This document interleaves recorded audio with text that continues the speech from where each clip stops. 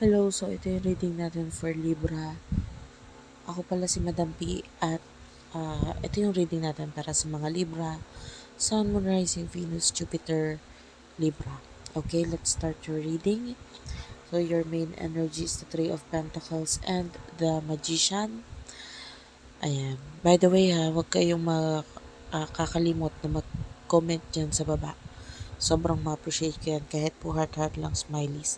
Malaking bagay yun sa akin. And take only what resonates. Pag hindi ka nakaresonate sa reading na ito, maaaring ang reading na ito ay hindi para sa iyo, ibigay mo sa iba. Okay? So ayan, simulan na ulit natin. Ayan, nagbibigay lang ako ng paalala para doon sa mga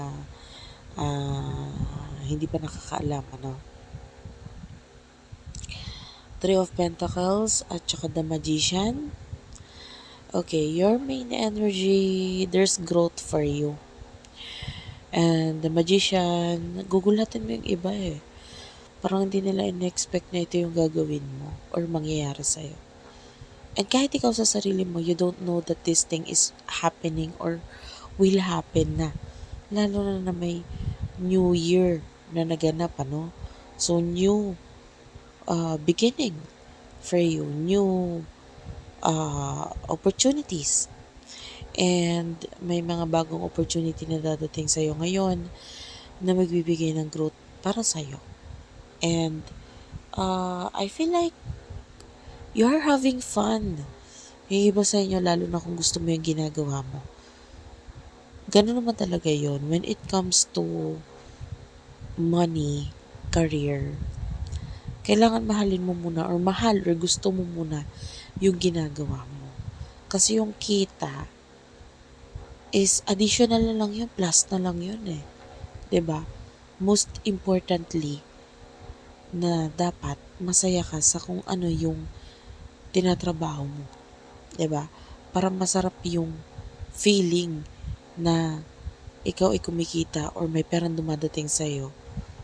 No?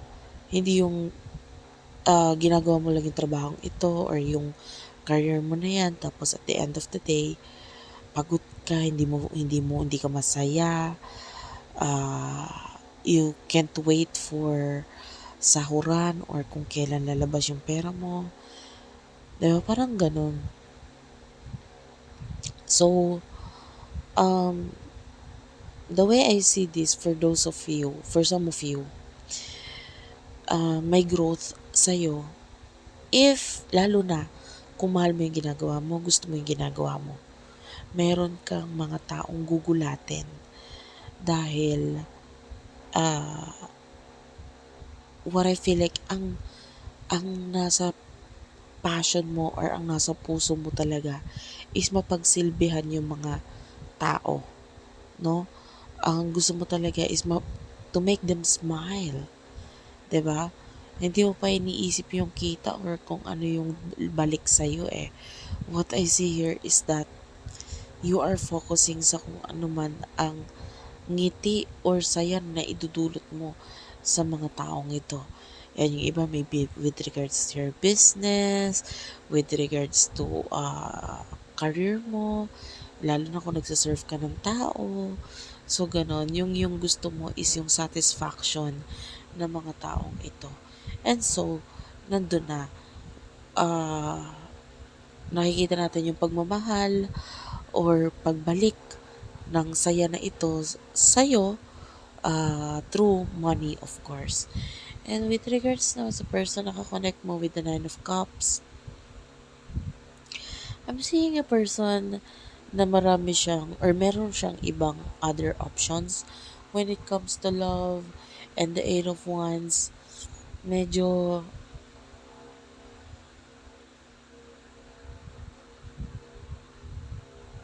I feel like pagdating sa love, apektado yung family or isa sila sa ikinoconsider ng person na to, yung area na may kinalaman sa family. Emotions, you do have the Two of Swords and the Hierophant. Ito, parang advice sa'yo to na medyo mag-ingat ka pagdating sa mga choices mo. Um, Of course, you are a Libra. Mabait ka. Diba? Kino-consider mo kung anong iisipin or mararamdaman ng iba. Pero when it comes to your emotions, unahin mo muna yung sarili mo. Hindi pwedeng, hindi pwedeng sila. Okay? For example, bigyan kita ng example. When it comes to relationship, partnership, kailangan masaya ka rin. Hindi yung magbibigay ka sa taong ito kasi yun yung makakapagpasaya sa kanya. Sabihin na natin masaya ka rin, of course, pag masaya siya. Pero, partnerships and relationship don't work like that, no? Kailangan may equal give and take. So, if there's a person na nakaka-connect mo or makaka-connect mo, tapos hindi naman equal yung binibigay niya sa pabalik sa'yo or hindi niya kayang tumbasan yung mga bagay na binibigay mo, whether materially, kasama yung material guys, because Libra rules is ruled by the planet of Venus. Ngayon, the planet of Venus is the planet of love, the planet of beauty. Okay? And etong planet na ito, they this planet loves beautiful and class na mga gamit and fashion, arts, kasama yan eh. And the planet of Venus also love material things na rin. So, if you are going to be in a relationship or yung iba na sa relasyon na nga, kailangan i-consider mo yung ano yung mga kayang ibalik sa'yo ng taong ito. Okay? Not only the thing that you can give, but also ano ba yung marireceive mo. And you know why I'm saying this? Kasi with the Hierophant, nakita tayo ng mga pagkakamaling desisyon coming from you, especially with regard sa relasyon. Pwedeng ikaw ay magkamali ng taong mapipili. So, pwedeng may choices. Okay, yung iba walang choices. But, I can see pagkakamali pagdating sa love. Dahil, kinoconsider mo kung ano yung mararamdaman nila, iisipin nila, etc. Pero ikaw, hindi mo na naisip kung ano yung mararamdaman mo or ano kahinatnan ng koneksyon na ito. No? So, the person that you're connecting with, pwedeng dalawa eh. Kasi with the two of wands at the bottom of the deck, it could be two people. The King of Cups, nakita tayo ng person who really do loves you. No, I see a lot of love mula dito sa person na to. And I feel like mataas yung tingin mo sa kanya. Mataas naman yung tingin niya sa'yo. And I feel like this person is someone who is, ano siya, mal, mag, magrabe siyang ma-in-love or magmahal. Pero, I feel like with the King of Cups energy, pwedeng hindi mo kasi makita agad yon yung emotions nitong taong to, yung intentions niya, or pwedeng lumabas siya sa'yo as magugustuhan ba ako nitong taong to, parang ganun. Pwedeng hindi mo siya makonsider as the one for you or the one who likes you. Okay? But anyway, with the Five of Swords, there's another person. Sabi ko nga, two-person eh. Yung other person na to, yung iba sa inyo, it could be more than two people ang nagkakagusto sa'yo. But with the Four of Swords, I mean, can you see that picture? Parang, ano eh, damit, nabuo na siya. And I'm sure there's mga mananahi dyan. Alam nyo to. The last step or last part ng pagtatahe. Of course, ako mananahi ako eh. Okay? So, alam ko to. Bago matapos mong masabi tapos na yung isang damit, ang last part na gagawin dyan is to trim or tanggalin yung mga sobrang sinulid, no? Para masabi mo, yun yung last step. Tapos finish na yung damit. 'Di ba? Siyempre may mga sobrang tahe, 'di ba? Yung excess ng sinulid noon. So, kailangan i-trim yon. That is the last step.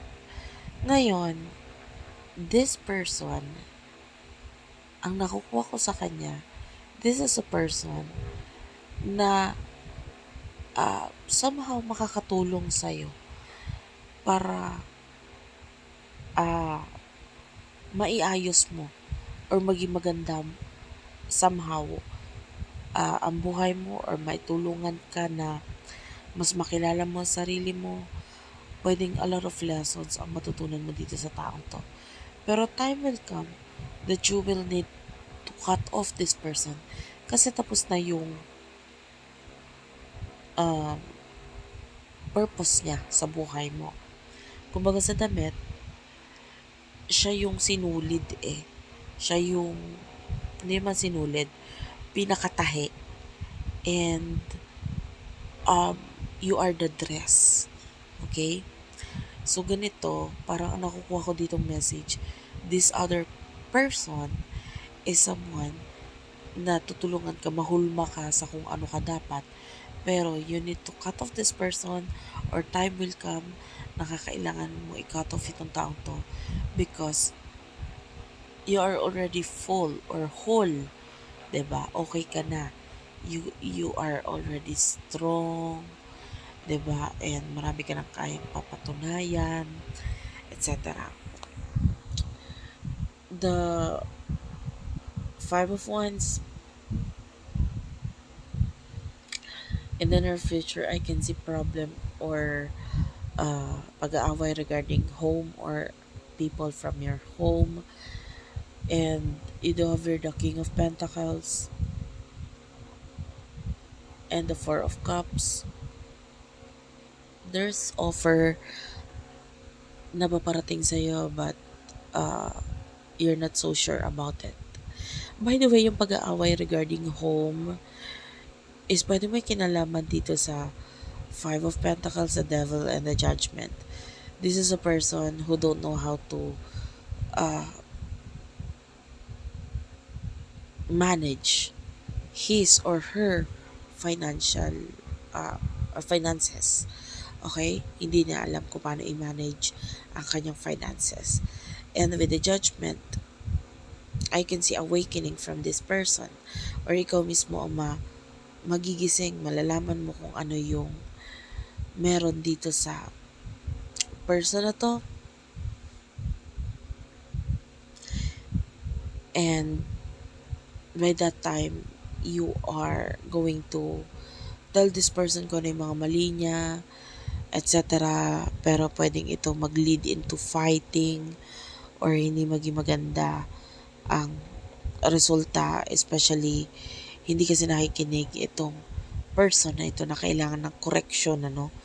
Kumbaga sa halip na matuwa siya, siya ay kinukorek and matigas ang ulo niya. So of course, that would lead into pag-aaway. Okay? So anyway, thank you for watching. I love you all and bye-bye.